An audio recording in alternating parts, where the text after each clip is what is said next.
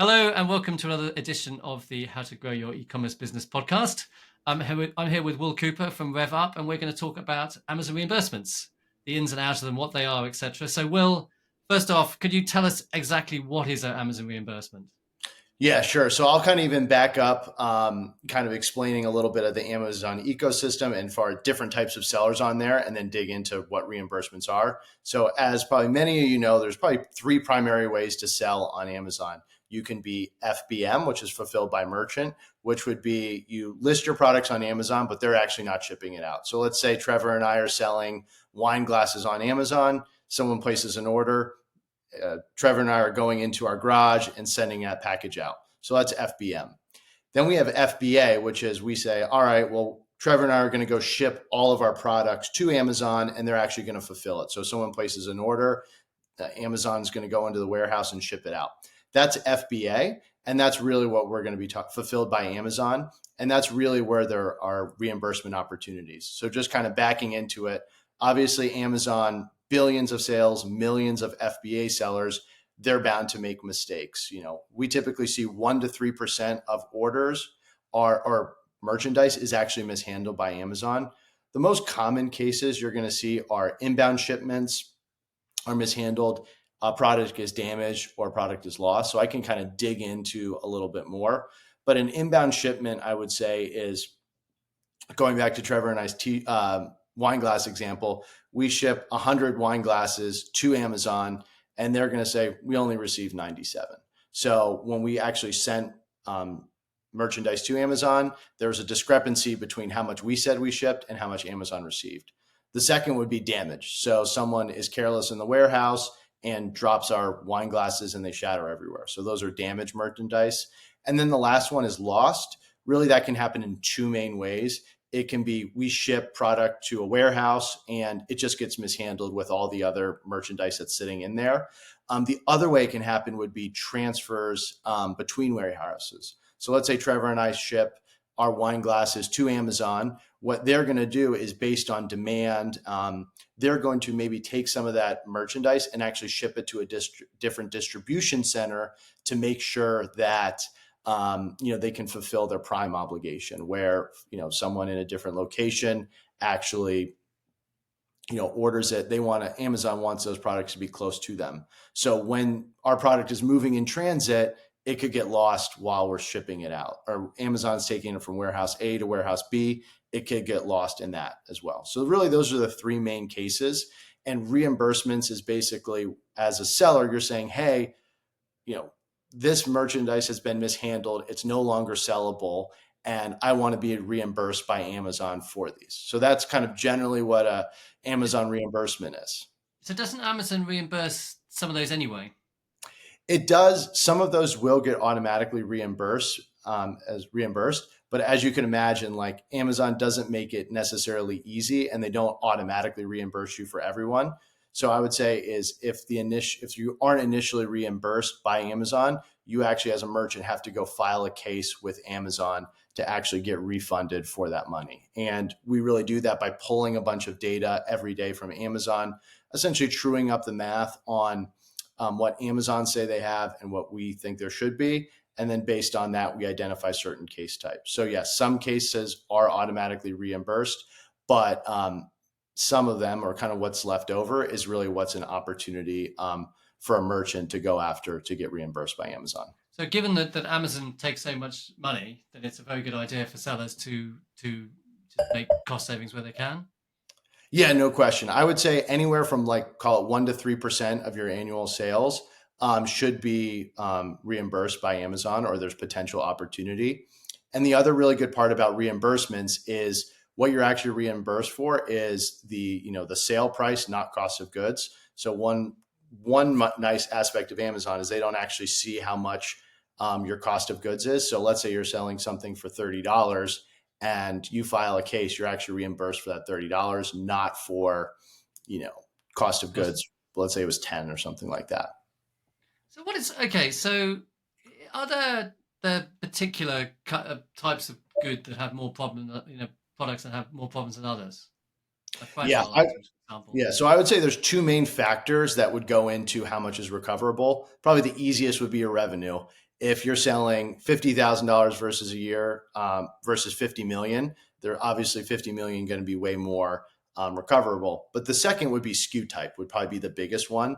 So if you're in a high SKU count space where you might have 1,000 different SKUs on Amazon throughout your various listings, it's just frankly more complex for Amazon to actually logistically manage that. So I think the higher SKU count is going to be pretty highly correlated with your reimbursements, is what we've seen. So any space where you have tons of SKUs is more likely to have higher reimbursements, is probably the biggest thing we've seen.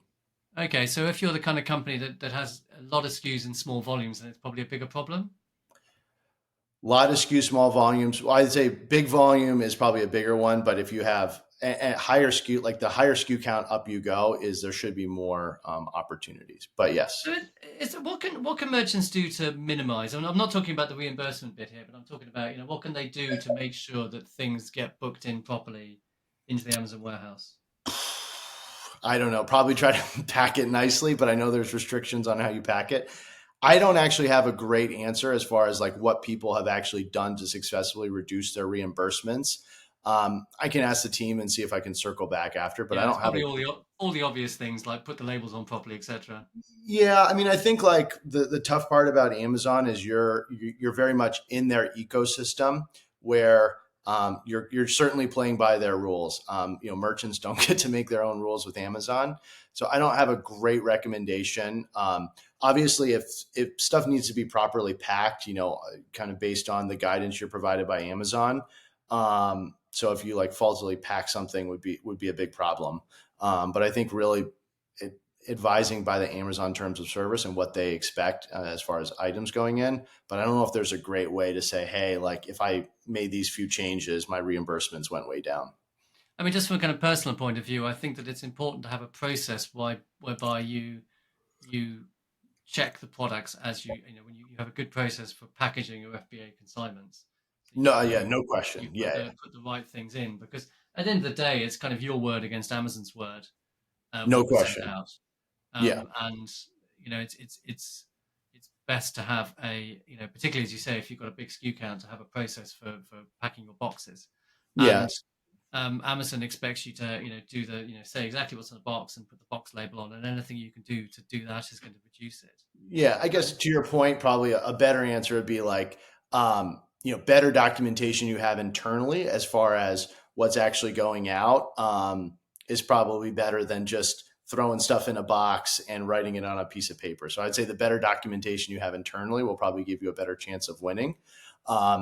But that doesn't necessarily mean even if you do everything right, Amazon just at their scale, like something's going to go wrong. So I think that's kind of My experience is that Amazon to consumers seems like it's very efficient, but I just all kinds of weird things happen. I mean, just the system doesn't really work as well as you really expect it to.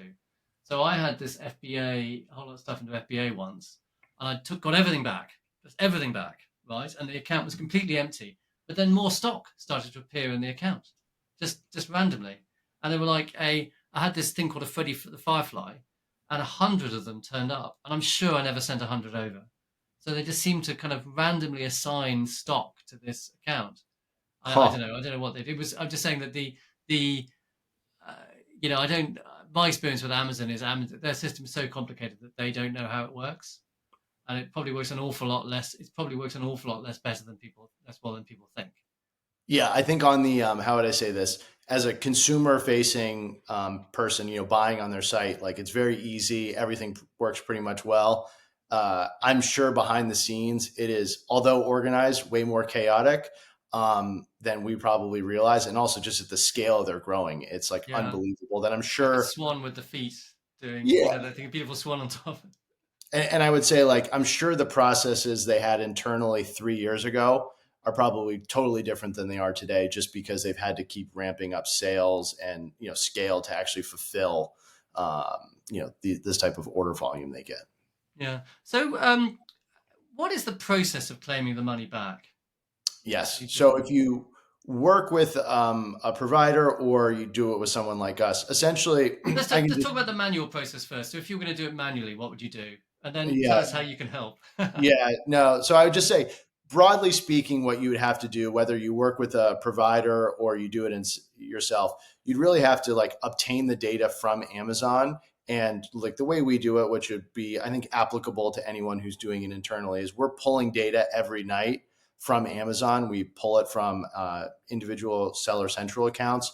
It gets pulled into our system. And then based on that, we actually then like identify certain case types based on the reports that we're pulling every day and kind of looking for discrepancies. So really, if you were going to try to do this internally, which, you know, is certainly a possibility, plenty of people do, you'd really have to way to tap into the Amazon system, obtain the data, and then have a way to kind of manage the caseloads, if you will. There are two things, because there's two things to do, isn't there? Because one is this kind of damage stuff and the kind of stock discrepancies and kind of reconciling the stock that Amazon said they have at one point against the stock they had at some point in the future. Yeah.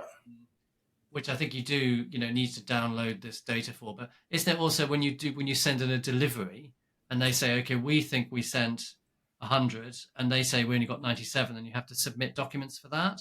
Yeah, exactly. Yeah. So you'd have to So I would say there's really probably maybe 3 steps would be the good way to think about it. It would be like pull data from Amazon, based on that data, identify certain case types, and then third would be actually filing the cases. Some of the cases are very, very straightforward, where it's just a couple clicks of a button and you submit the case with Amazon. And then as the kind of dollar amount or complexity of the case goes up, you might have to submit bill of lading, packing slips, you know, additional information. A lot of that will probably live in your Seller Central account, but not all the time. So I would really, I guess, kind of think of it 3-step processes. Number 1, obtain the data from Amazon. Number 2, identify case types. And then 3, submit those cases, which can be as simple as clicking a few buttons and copying, pasting some, you know, order information, or it could be more complex as submitting actual documentation to Amazon. And then really following up just to make sure you're actually reimbursed, because sometimes you might submit documentation to Amazon and they're looking for additional information to successfully protest. Or how far back can you claim money? It depends on the case type, but I would say generally speaking, 18 months is a good rule of thumb. Some of the cases expire sooner than that, but I would say 18 months is a good rule of thumb. Okay. Because I think that, I mean, when it's, because I think, is it 6 months for the, it's 6 months for the you know, delivery discrepancies, I think. I don't remember off the top of my head. I'd Yeah. have to ask operations, but I think depending on the case type, it can be longer versus, you know, some of them you can go back a little bit further for sure. Okay, so now obviously you have a system which automates these things. How does your, and I can see the benefits of that, because in my experience, it's a real pain doing this stuff. Right? Yeah, I would like. I guess what I would kind of back up and say is that this is, if you're selling on FBA, this is definitely something everyone should have in place. If you work with us, do it yourself, work with someone else, you know, all of those are, I would say, good options. I would say not doing anything is probably not a good option, just because Amazon is going to mishandle 1 to 3%. So there's a certain percentage of that is going to get mishandled, and you might as well take advantage. Selling on Amazon's hard enough. You might as well pick up free money if they're giving it to you. Again, all those options are good choices to get reimbursed. How it would work with us, or probably similar players in the space, is what we would do is, number 1 is connect to your Seller Central account. We would get limited permissions and essentially connect our system to your Seller Central. And what we would do is every night we're going to pull those reports I was talking about from Amazon. We would digest all that data. And then based on that, we would identify certain case types, whether it be inbound shipment, loss, damage, whatever it may be. And then our team is going to see it in their queue. Some of those cases we can submit without actually having to work with the team. There are going to be case types where if they're more complex or we need additional information, we might log into your Seller Central and pull it. If it's not in Seller Central, we would then reach out to a designated point of contact and then submit all that information to Amazon on your behalf. Some of the claims get approved cases very, very quickly, like kind of within 24 hours. Others, it can be a little bit longer going back and forth. And then our team is going to follow up until the case is resolved. And then once it's approved, essentially the money hits your Seller Central account. And then for us, you would just be kind of invoiced once a month, which would be similar to how many folks in the space would work. But yeah, essentially we connect to your Seller Central account. We see cases, we fight them until we get your money back. So is it like because it strikes me as another case. I mean, Amazon's bureaucracy seems to be just overwhelming these days. They must have warehouses full of people who manage this stuff. Number of seller Yes. Yeah, and I'm sure, I'm sure a lot of the cases are probably just, frankly, automatically approved if it's a lower dollar amount, and then if it's higher up dollar amount, there's probably a human actually taking a look at it.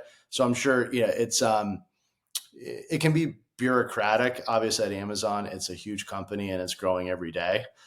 So yeah, like we're dealing with all submitting it. I'm sure some are just automatically approved, and then others it's a lot more thorough investigation or actually what we need to submit to get them approved. So how do you charge for your service?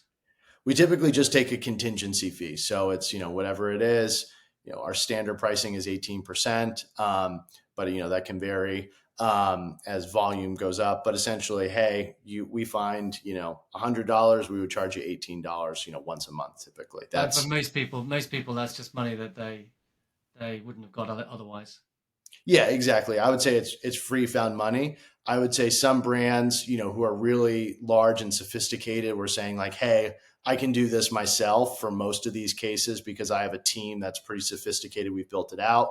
And then I might use a provider as like kind of a second sweep. So any low hanging fruit that, their team didn't pick up or was going to take more work, they might say, hey, I'm going to have another team kind of go in and clean up anything that we missed. So I would say, yeah, it's great to have a process in place. Again, there's plenty of good ways to do it, but I think not doing anything is kind of silly just because you're leaving money. Because I found with these things that, I mean, some companies, once you get to a certain size, you have an accounting team and you've got a team that does this reconciliation. Yeah. And would know what they're doing. But I mean, the kind of size company that I ran, we just didn't have anyone to do that. And, I mean, when you look at Amazon, sellers, frankly, like there's some doing, 8 figures a year, 9 figures a year, I'm sure. But like the bulk of sellers on Amazon are kind of small businesses that are doing, 100,000, probably even less, but, less than $1 million a year. So having someone log in every day and kind of randomly click buttons and then do the headache of going back and forth with Amazon, it's just easier if I, have someone do this so I don't have to worry about it. I thoroughly recommend doing this to people. I mean, it's a no-brainer, and I think doing it yourself is, you do it once, but doing it every week is a real pain. It's a pain. It's hard to get around to doing it, and it's no one's idea of fun. Yeah, and I would say you presumably will. You think it's lots of fun. I think it's tough. But what I will say is we submit all cases, and some of them are obviously huge inbound shipment where there's a lot of money. But at times we're submitting $7 cases. This is someone bought a $7, a box of pens, and we're submitting a case for $7. So like, I think really, if you were going to work with it, it's like we spend all of our time thinking about how to make this easy, quick, fast for customers is kind of how I would think about it. And again, it's possible to do it internally, but like, man, submitting a $7 case is kind of a pain in the neck, if you would. Yeah. So when you're not thinking about Amazon reimbursements, what inspires you? What have you been up to? What things can you recommend for us?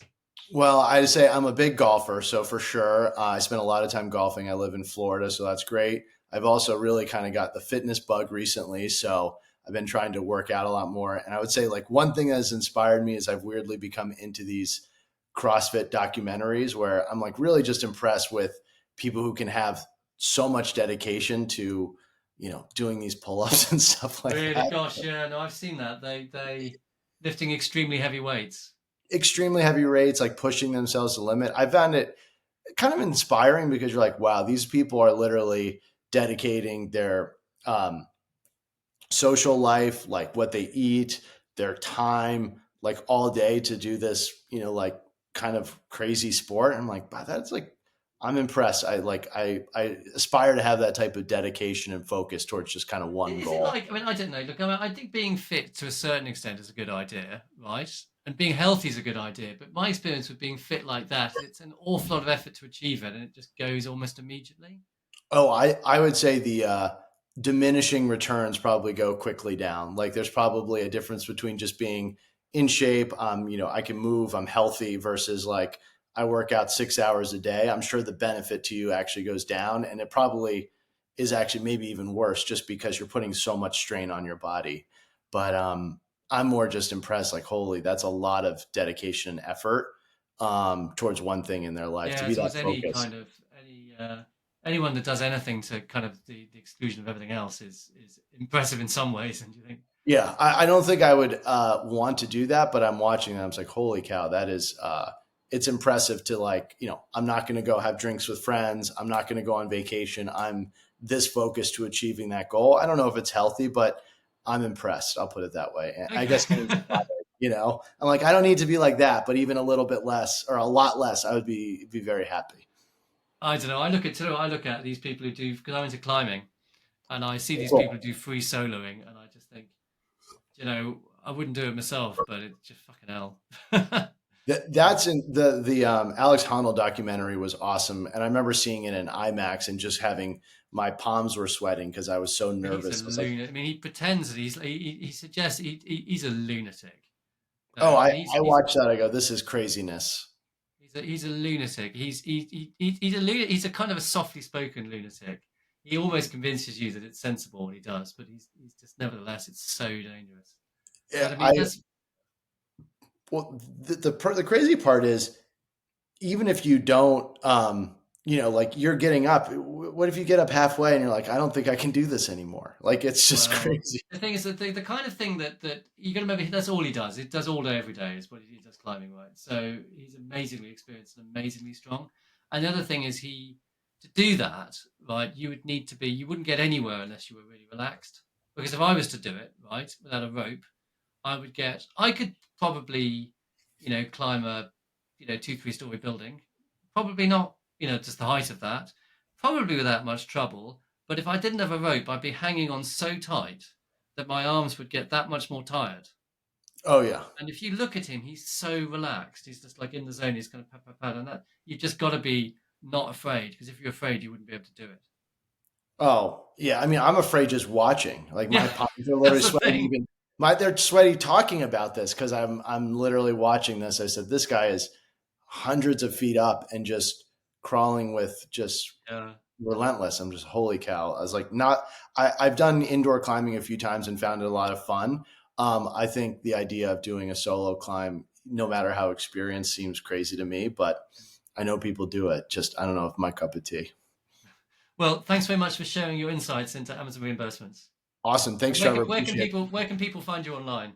Yeah, you can go to revup.technology or revenuerecovery.app. Both of those places you can find information. You could also just email me at will@revup.technology, and I'm happy to, go over a little bit more about the service. Also, we'll do a free audit. So if you said, hey, I want to see if anything is in my account, potential savings, you can send me an email. I'll send you instructions. We would essentially get limited permissions, connect to your account, and see what's available for savings. And you could have us go try to get it back, or you can do it yourself. But it's a free audit, which would give you an idea of actually what's sitting there potentially to be recovered. Great. Okay. Well, thanks very much. Cheerio. Awesome. Thanks, Trevor. Great being here. Bye.